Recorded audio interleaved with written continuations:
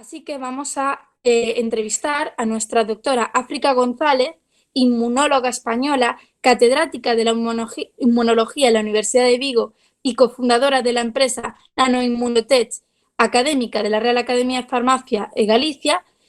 Unas pequeñas preguntas que nuestros oyentes se están haciendo y que les causan un malestar a la hora de la vacunación. Por ejemplo, ¿cuáles son las vacunas más avanzadas contra la COVID-19? Se te vuelve a oír muteada.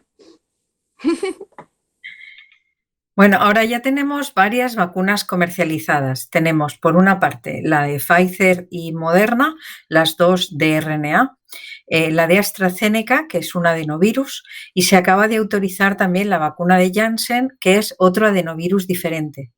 Luego está la vacuna rusa, Sputnik, que tiene dos adenovirus, y hay otras que están pendientes de aprobación. Por una parte, de la empresa alemana se llama la CureVac, que también está basada en RNA, y hay otra que es de la empresa Novavax, que está basada en proteína. Utiliza la proteína de la cubierta del virus que se llama la espícula o proteína S. Entonces, ahora mismo ya se está vacunando con todas estas vacunas. Es verdad que en otros países, por ejemplo, como China también tiene ya otras vacunas que está poniendo a su población. Pero a nivel europeo lo que tenemos ahora mismo son 3 vacunas autorizadas y muy brevemente tendremos ya la de Janssen la semana que viene, ya está autorizada, ya se podrá poner, y seguramente que en breve plazo podremos tener otras 2 vacunas más. ¿Y en qué se diferencian las vacunas testadas? A ver, las vacunas de RNA lo que llevan es la información y, como tú bien decías, están metidas en una cubierta de lípidos porque el RNA es muy inestable. Tenemos enzimas como si fueran tijeras que cortan el RNA. Entonces, para evitar que esas tijeras corten el RNA, se meten dentro de unas bolsitas como si fueran unas gotitas de grasa. Eso va a permitir que entren en el interior de las células y lo que van a hacer es decir a la célula que produzca la proteína. Esto es como si lleváramos un plano a una empresa y le decimos: hazme esta figura y hazme pues 500 figuras. Y una vez que la empresa ya ha acabado de hacerlas, pues el plano lo destruye. Y eso es lo que ocurre con las vacunas de RNA. Estas entran en el interior de las células, producen esa proteína. Y luego nuestro sistema inmunitario ve la proteína como algo extraño, es diferente a nuestro organismo, y lo que hace es responder frente a él. ¿Y cómo responde? Pues de 2 maneras. Por una parte, puede producir anticuerpos, y por otra tenemos unos linfocitos que se llaman linfocitos T, que van a poder destruir células infectadas con virus. Todo esto, junto con nuestra inmunidad innata, bueno, pues hace que estemos luego protegidos.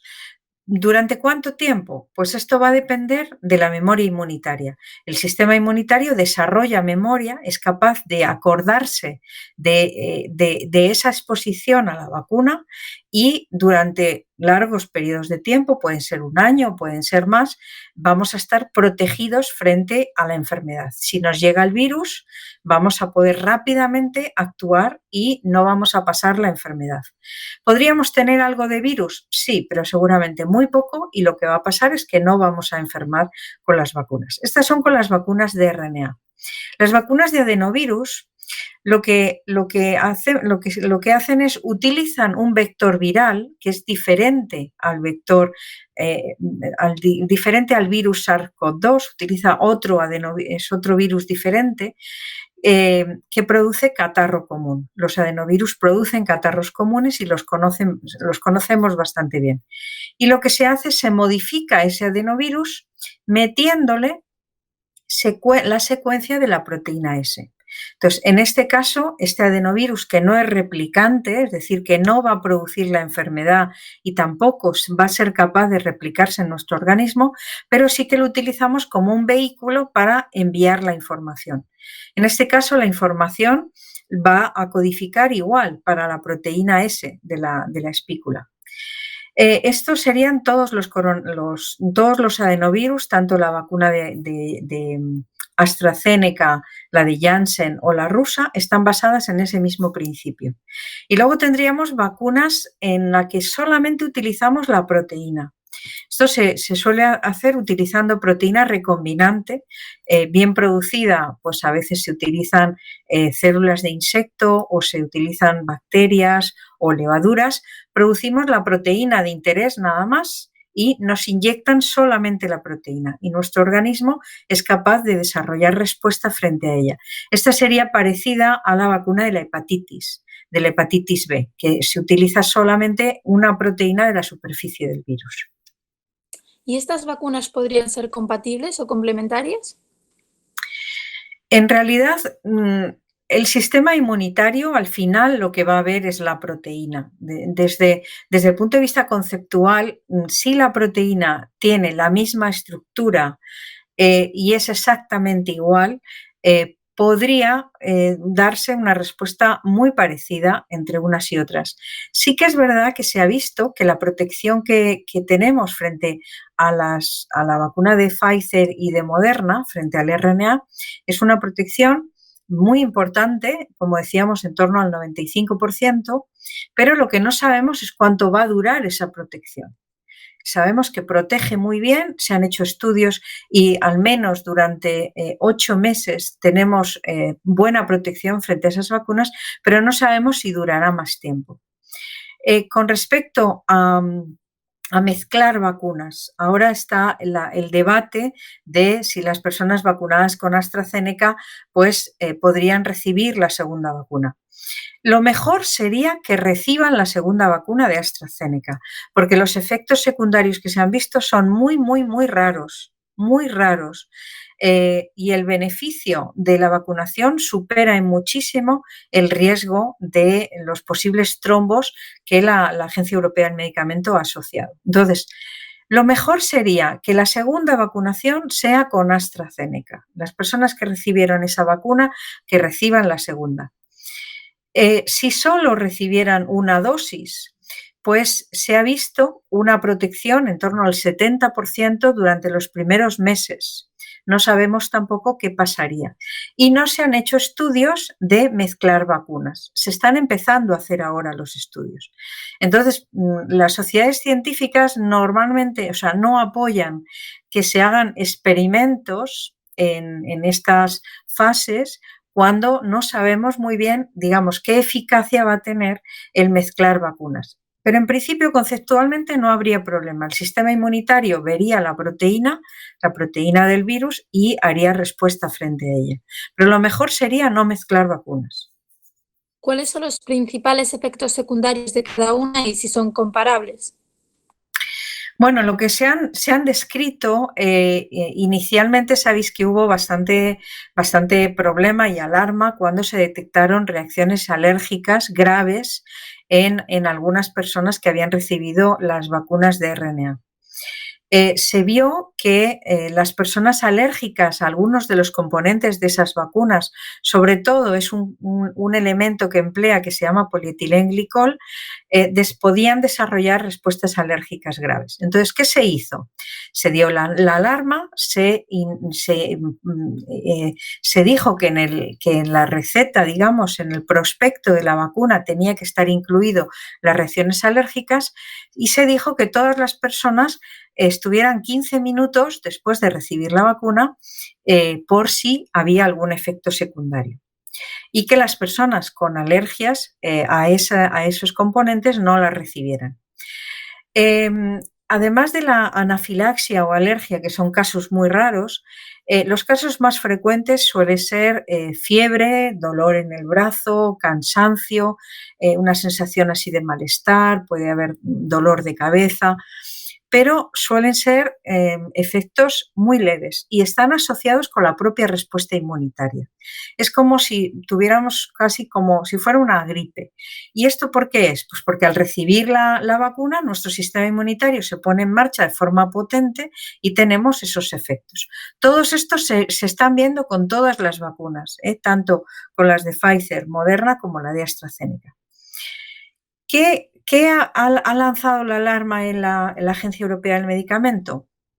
Pues unos casos raros de trombosis. Y aquí yo creo que hay que dejar claro una cosa. Las trombosis son muy frecuentes. Son muy frecuentes las trombosis, por ejemplo, en las piernas, a veces embolismos pulmonares, son relativamente muy frecuentes. Y las vacunas no incrementan esa frecuencia.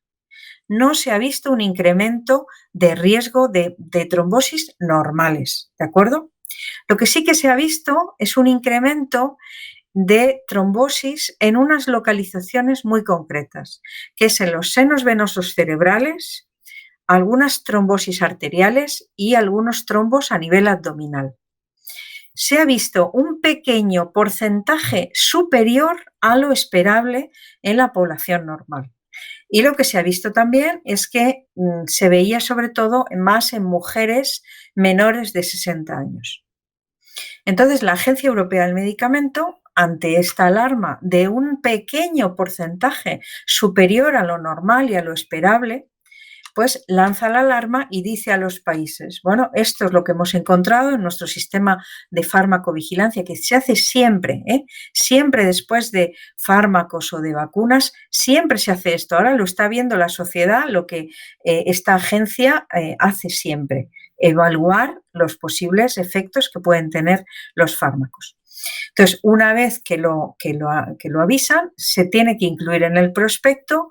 AstraZeneca ya lo ha incluido y ha decidido que cada país decida, en base a las personas que tienen vacunadas, al número de vacunas que tienen, a la población, si la tienen más envejecida o más joven, que decida qué edad poner o hacer alguna restricción. Pero la Agencia Europea del Medicamento no puso ninguna restricción, porque son casos muy raros y el beneficio de recibir la vacuna es muy superior que el riesgo de tener un efecto adverso.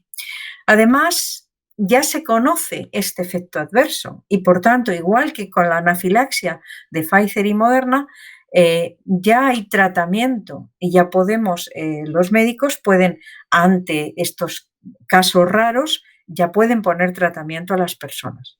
Por tanto, tenemos que estar tranquilos.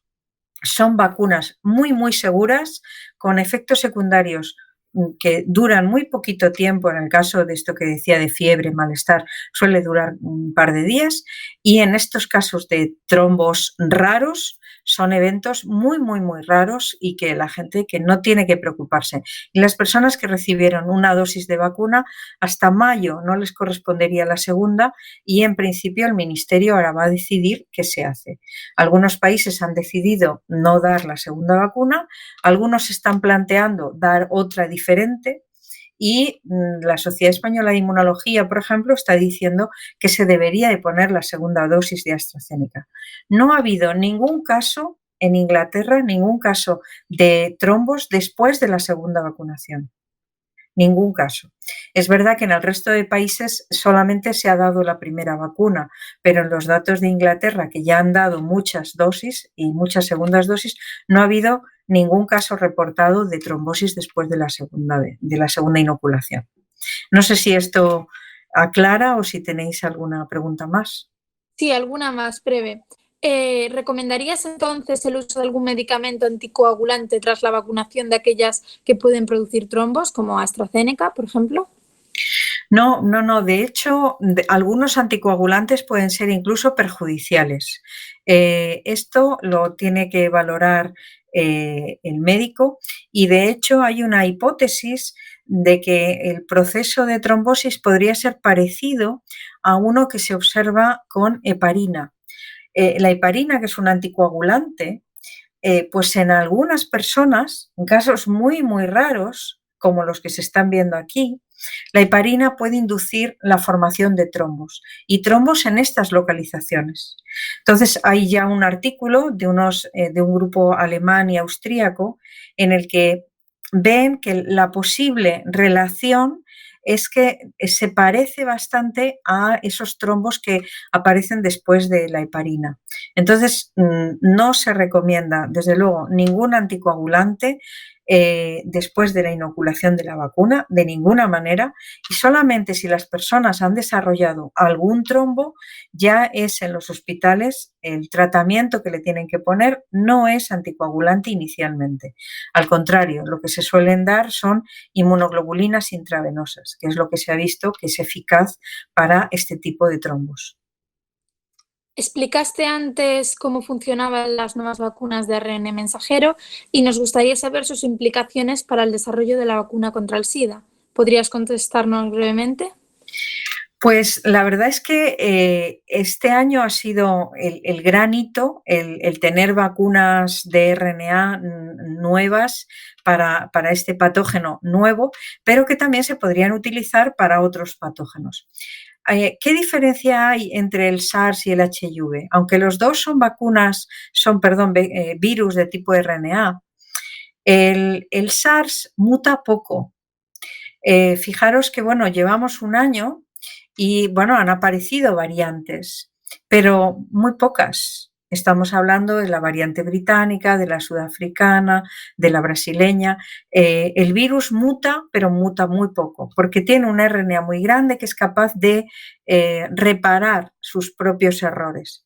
Sin embargo, el virus HIV tiene una capacidad de mutación enorme, de tal manera que en el propio individuo el virus muta y encontramos muchísimas variantes y eso pues va agotando el sistema inmunitario. Y además el HIV tiene la particularidad de que infecta a los linfocitos T. Por tanto, infecta a nuestro propio sistema inmunitario y hace que no pueda reaccionar ni frente a este virus ni frente a otras infecciones. Por eso las personas con HIV sin tratamiento tienen infecciones de muchos tipos.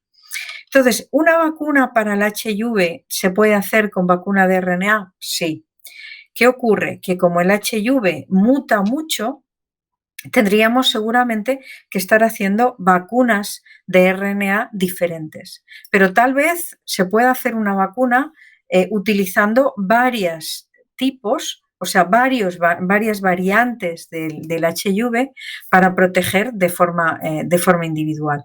Bueno, yo creo que esto ahora mismo abre unas posibilidades, pero no solo para el HIV, abre posibilidades para todos los patógenos para los cuales no tenemos vacunas eficaces, como puede ser la malaria, la tuberculosis, el HIV, por supuesto, el ébola, el virus del Nilo, el dengue. Es decir, abre muchas posibilidades para enfermedades infecciosas para las cuales necesitamos vacunas y urgentemente. No tenemos que olvidar que la tuberculosis, hasta que llegó el SARS, era la enfermedad infecciosa que más mata en el mundo. Mata aproximadamente 1,5 millones de personas al año. Y esto parece que la gente no lo sabe. ¿Por qué? Porque afecta normalmente a países del tercer mundo. Ahora con el SARS llevamos aproximadamente, creo que es no sé si son más de 3 millones de fallecidos, pero la tuberculosis sigue matando, el SIDA sigue matando, la malaria también. Es decir, que tenemos que hacer un esfuerzo por desarrollar vacunas para proteger a escala global y no solo a los países ricos. Bueno, yo te hago ya una última pregunta para clarificar con los oyentes y Maribel quiere hacer luego otra. Una persona que contraiga la COVID-19 podría contraer la COVID-19 tras haber sido vacunada y las embarazadas podrían vacunarse. A ver, sí que una persona que ha recibido la vacuna sí que puede infectarse y podría contagiar. Primero, las vacunas no son eficaces al 100%, eso lo primero. Entonces, puede haber personas para las cuales normalmente si su sistema inmunitario está más debilitado porque por la edad o porque está tomando tratamientos inmunosupresores, que tiene alguna enfermedad autoinmune o tiene cáncer o tiene algún problema que hace que su sistema inmunitario no esté reaccionando adecuadamente. Entonces, en ese caso, esas personas sí que se podrían infectar y, por supuesto, también contagiar a otras. Es verdad que la capacidad de contagio va a ser menor, porque normalmente la carga viral, la cantidad de virus que vas a tener va a ser menor y por tanto la posibilidad de contagiar es mucho menor y eso ya está habiendo estudios, sobre todo en países que ya han vacunado a mucha gente, como es Israel, se ha visto una disminución también en las tasas de contagio. Por tanto, ¿se pueden infectar? Sí, pero las posibilidades son mucho menores y las posibilidades de contagiar también son mucho menores. Y ya hay estudios científicos que avalan esto. Y con respecto a las embarazadas, inicialmente estas vacunas no se habían probado en embarazadas. Habitualmente no se suelen estudiar, ni se estudiaron en embarazadas ni tampoco en niños. ¿Por qué? Porque esta vacuna lo que se quería es proteger de la muerte, de la enfermedad y de las secuelas. Y claramente la edad era el factor más importante y por eso se empezó a vacunar a las personas mayores. La ventaja que tiene en vacunar a una mujer embarazada es que su respuesta inmunitaria, ella hace respuesta, produce anticuerpos, algunos de estos anticuerpos pasan la placenta.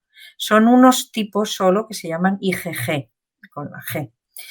Entonces, estos anticuerpos pasan la placenta, el niño está protegido y cuando nace, durante unos cuantos meses, sigue protegido. En torno a 3-6 meses va a estar protegido después de la vacunación de la madre. Esto ya se está haciendo también para otras enfermedades. Se vacuna frente a la madre, por ejemplo, de la difteria, y el niño durante unos meses está protegido, o por ejemplo de la tosferina, y el niño está protegido durante unos meses. Por tanto, la vacunación en embarazadas es posible y además tiene el efecto de que va a proteger al niño durante unos meses. Además, durante la lactancia, en la leche, también hay otros anticuerpos. En este caso se llaman IgA. Y estás transmitiendo la protección también al niño durante la etapa de la lactancia.